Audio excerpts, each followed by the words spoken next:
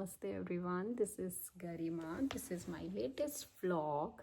आज है जून 7 और आज होता है मेरे भाई का बर्थडे।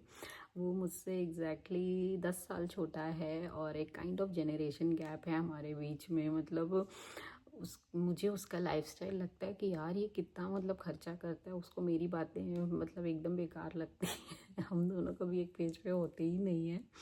तो शायद इसी को जनरेशन गैप बोलते हैं। और आज के दिन 2016 में राले में हमारे फ्रेंड्स ने हमारे लिए 1 जुलाई बॉर्न है तो जून में उन्होंने बेबी शावर का सेलिब्रेशन रखा था। और मेरे लिए तो एकदम नई चीज़ थी क्योंकि मैंने नॉर्थ में स्पेशली यूपी का मैं बताऊँ मैंने किसी का नहीं देखा था। मेरी फैमिली में या किसी का। ये अब तो खैर सब जगह सब होने लग गया है। वो एक लाइफ टाइम मेमोरी है बहुत अच्छी। और आज के ही दिन 11 इयर्स बैक हम इंडिया से आए थे यूएस। और 1.5-2 साल का सोच के आए थे कि 1.5-2 साल रहेंगे। फिर हुआ कि अच्छा 6 साल रुकना है। फिर ये हुआ कि अच्छा और आगे रुक सकते हैं। उसके अलग अलग प्रोसेस और वो सब रहते हैं। फिर आज 11 साल हो गए and looking forward to many more. अपना यहाँ रहने का एक्सपीरियंस बताऊँ तो it's great, it's amazing, it's awesome, but it's not smooth. कि क्या है पहले वो बता दें। मैं सब कुछ अपने एक्सपीरियंस से बता रही हूँ कि एक तो आपको फाइनेंशियल स्टेबिलिटी मिलती है आके। वर्क लाइफ बैलेंस बहुत है। मुझे पर्सनली बहुत इंडिपेंडेंट बनाया। मैं कभी लाइफ में ड्राइविंग नहीं सीखती जस्ट बिकॉज यहाँ मेरे पास ऑप्शन नहीं थे तो मुझे सीखनी पड़ी। और व्यान यहाँ बॉर्न हुआ उससे ज़्यादा स्पेशल हमारे लिए क्या ही होगा। तो एनीवे बहुत स्पेशल हो जाता है ये प्लेस हमारे लिए। सब चीज़ें अच्छी हैं लेकिन अनसर्टेनिटी है। अनसर्टेनिटी इसमें है कि जब तक जॉब है तब तक सब ठीक है। जिस दिन जॉब को कुछ हुआ वो क्लॉक स्टार्ट हो जाती है 60 डेज़ की कि जिससे आपको 60 डेज़ में कंट्री छोड़नी है। आपका घर हो, गाड़ी हो, सब सेटअप हो। आप 10 साल हो गए हो, 20 साल हो गए हो, बट अगर आप वीज़ा पे हो तो जॉब के जाते से ही विदिन 60 डेज़ आपको कंट्री छोड़नी है। घर बेच बाच के सब कुछ छोड़ छाड़ के जाना पड़ेगा।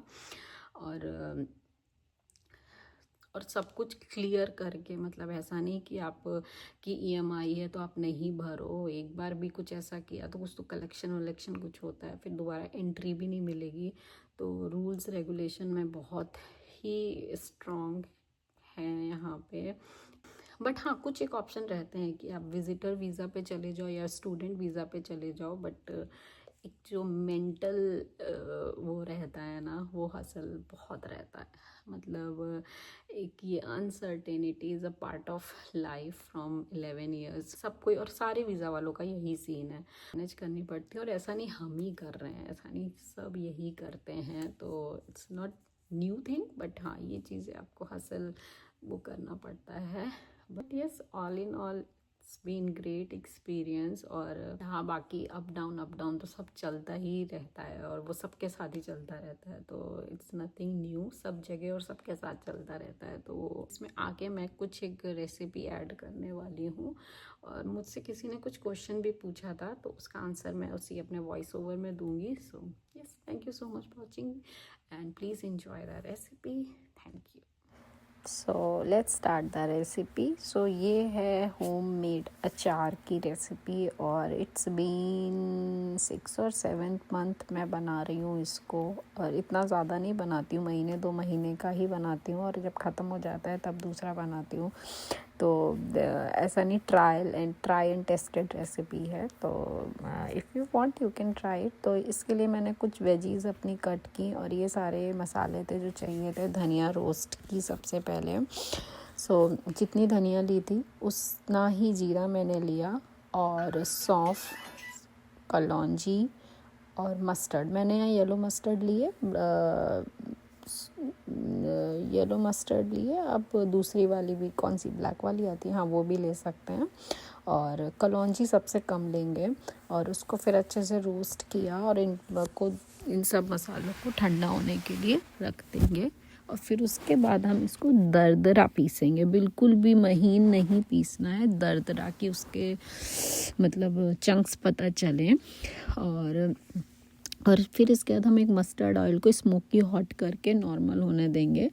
और फिर उसमें मैंने अपनी वेजीज डाली। अच्छा, मैं ये मूली और ग्रीन चिली और कैरेट, इनको मैं अलग करूँगी और बीटरूट को अलग करूँगी, क्योंकि एक तो बीटरूट का कलर इतना स्ट्रॉन्ग होता है कि वो बाकी सबका कलर दबा देगा। दूसरा, मेरा बेटा बीटरूट वाला अचार थोड़ा खाता है तो ये वाला बहुत स्पाइसी हो जाता है, तो इसलिए मैं उसको अलग बनाती हूँ। एक्चुअली ये मुझसे किसी ने पूछा था कमेंट में कि बीटरूट का कहाँ क्लिप नहीं ऐड की, तो इसलिए तो बस वही सारे इसको तेल में थोड़ा सा कि जब तक वो सॉफ्ट हो जाए, थोड़ी सी सब्जी मतलब जो भी वेजीज हैं उसमें हल्दी, कश्मीरी रेड चिली और ये अचारी मसाला अपना डाल के, और जब वो एकदम एक साथ हो जाएगा मसाला, उसको हम एक बोल में करके निकाल के रख देंगे ठंडा होने के लिए।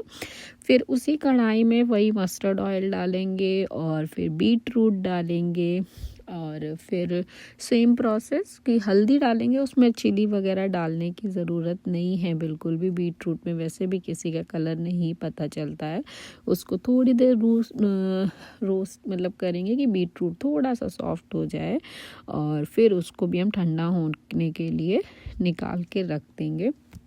जब ये दोनों ठंडे हो जाएंगे मसाले, मतलब ये जो भी हमारा अचार ये रेडी हुआ है, इसमें हम विनेगर डालेंगे। और विनेगर डालने के बाद इसको कांच के कंटेनर में, ग्लास के कंटेनर में, एकदम क्लीन होना चाहिए कंटेनर, उसमें मतलब पानी नहीं होना चाहिए बिल्कुल भी, एकदम ड्राई होना चाहिए, क्लीन होना चाहिए, उसमें करके रख देंगे। और मैं 2 दिन धूप में रखेंगे। सो मैंने 2 दिन धूप में रखने के बाद फिर उसको मैंने बाहर भी रख सकते हैं, बट मैंने फ्रिज में रख दिया, तो अभी 1-1.5 महीने के लिए आई एम सॉर्टेड। और ये पता है, ये किसी भी चीज़ के साथ आप गाजर का भी बना सकते हो, अमिया जो छोटी वाले आम होते हैं उसके साथ भी बहुत अच्छा लगता है। बड़ी वाली चिली जो स्पाइसी नहीं होती हैं बट वो रहती हैं, मतलब वो सबके साथ, तो जो भी अवेलेबल, गोभी, इन सब के साथ मतलब बना सकते हैं ये सारे अचार ये सब। सो बस ये अच्छी रेसिपी है, मतलब मिलने को तो सब कुछ ही बाहर मिल जाता है, बट ठीक है, मतलब ट्राई करने के लिए मेन लो सोडियम रहती है, तो विच इज़ गुड। और आई लाइक इट, मतलब मुझे खाने के साथ अभी तो मुझे नहीं लगता मैं कुछ एकदम ही अलग टाइप का अचार हो तो भले मैं बाई करूं, बट हाँ, मेरा अभी यही चलेगा। और मैं इसमें कुछ ना कुछ R&D करती रहूँगी, तो आई विल शेयर कि कुछ अगर मुझे नया कुछ और अच्छा मिलता है। So thank you so much for watching. Please subscribe to my channel. I will see you all soon with new recipes, new routine or new haul, anything. So thank you so much.